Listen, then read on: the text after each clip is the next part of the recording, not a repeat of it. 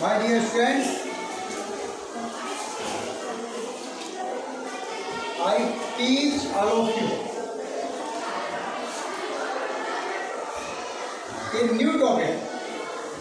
Topic is very essential your life. Topic name rupees and paise. It is important your life.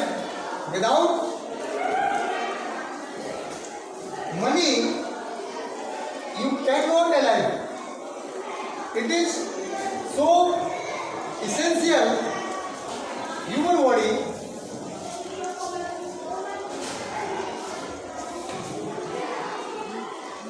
as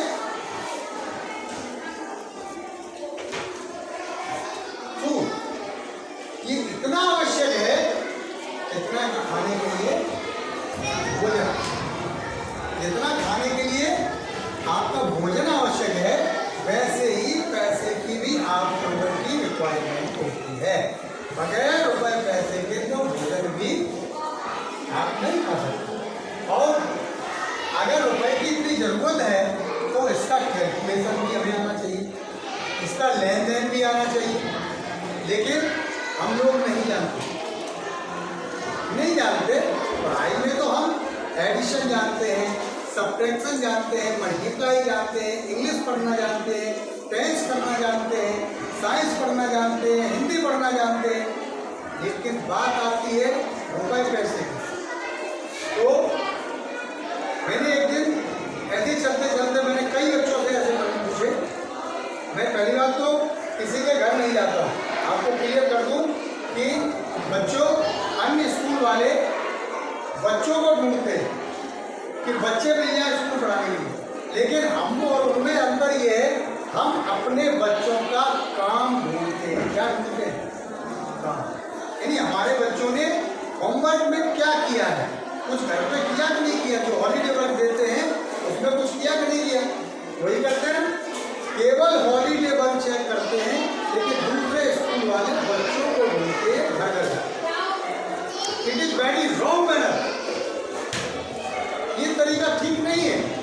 अगर वो कमी ढूंढते हैं हमारे बच्चों में और हम कमी ढूंढते हैं अपने बच्चों में, इसमें अपने अगर वो भी अपने बच्चों में कमी ढूंढने लगे तो उन्हें दूसरों की कमी ढूंढने की जरूरत नहीं पड़ेगी, दूसरों के बच्चों को ढूंढने की जरूरत।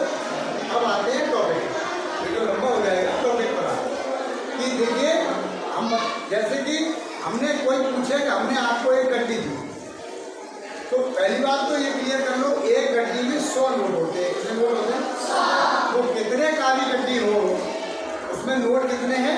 100। ठीक है। अब 10 के नोट की गड्डी अगर है, कोई कहता है कि 10 के नोट की हमने तुम्हें गड्डी दी, तो उसमें नोट कितने हैं? तो 100 पे कितने जीरो हैं? 10 पे कितने जीरो हैं? तो 1 के आगे कितने जीरो हो जाएंगे? कितने जीरो हो जाएंगे? 3। कितने अमाउंट हो जाएगा? कितना हो जाएगा? 1000। फिर से बोलो। 1000। क्लियर हो गया? इसी प्रकार से अगर हम 20 के नोट की गड्डी दें आपको, कोई कहे हमने 20 के नोट की गड्डी दी हमने या 10 गड्डी दी, जब तुम्हें एक गड्डी पता होगी तो 10 का भी कैलकुलेशन कर लो, 10 का मल्टीप्लाई हो जाएगा। अगर तुम्हें एक ही गड्डी नहीं मालूम कितने की हो गई तो फिर कैलकुलेशन कैसे चलेगा? तो अगर 20 के नोट की गड्डी किसी ने दी तो उसमें आपका 20 के आगे कितने जीरो बढ़ जाएंगे? 2। 100 नोट हो गए, 100 पे 2 जीरो होते हैं। 2 जीरो अगर 2 के आगे जाएगा, 2 के आगे अगर 2 जीरो जाएगा तो फिर कितना हो जाएगा? 2000। इसी प्रकार से 50 के नोट की गड्डी किसी ने दी, 50 के नोट की गड्डी दी तो 50 के आगे 2 जीरो बढ़ जाएगा, है ना।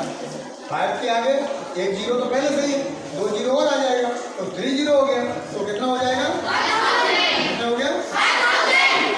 पक्का? गलत तो नहीं बोल रहे? कंफर्म है? ठीक है। अब इसी प्रकार से अगर 100 के नोट की गड्डी है, 100 के नोट की, तो 100 के आगे 1 के आगे 2 जीरो पहले से और 2 जीरो वो आ जाएंगे तो 4 जीरो हो गए तो कितना हो जाएगा? 10,000। ठीक है ना। इसी प्रकार से अगर किसी ने कहा हमने आपको 500 की गड्डी थी। कितने की थी? 500 के नोट की। तो 500 में क्या करोगे? एक ही सूत्र है सबके लिए, 500 और उसमें 20, 500 और 20 लगा करके तुरंत गिन लो। देखो 500 और 20 तो टोटल अंक कितने हो गए? 5 अंक हो गए। तो 1 10 100 1000 10,000, 5 अंक का 10,000 होता है। तो कितने हो गए? 50,000। ऐसे ही आपका 1000 की नोट की गड्डी थी तो कितना हो जाएगा? बल्ले, तो उसके 2 जीरो आ जाएंगे। ऑलरेडी 1000 के नोट में 3 जीरो होते हैं तो 2 जीरो उधर से आ जाएंगे। तो कितने हो गए? बल्ले। और 2000 का दिया है तो कितने हो जाएंगे? इस प्रकार से बहुत इजीली आप कैलकुलेशन कर सकते हैं। जो फॉर्मूला आज हमने बताया कि 100, एक गड्डी में 100 नोट होते हैं। कितने होते हैं? 100, कितने का भी हो। और जब आपके पास ये पता होगा कि एक गड्डी इतने के नोट की है और कोई कहे हमने 20 गड्डी दी, माना कि हमने आपको ये बोल दिया कि हमने 1000 के नोट की 20 गड्डियाँ दी, तो बताओ हमने आपको कुल कितना अमाउंट दिया? 1000 के नोट की 20 गड्डियाँ। करो कैलकुलेशन, बहुत ईजी है। अरे हाँ, कौन बोला? कौन बोला? सही बोला अभी? हाँ 20 है। कौन बोले? भाई 1 लाख की एक गड्डी थी और हमने 20 गड्डियाँ दी आपको, तो 20 का मल्टीप्लाई सीधा हो जाएगा 2 और 1 का मल्टीप्लाई। 0 का कोई मल्टीप्लाई करने की जरूरत नहीं, वो तो इजीली आप रख लेते हैं।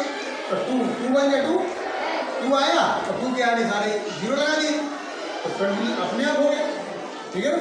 तो इस तरीके से हमने कहा कि 50 के 5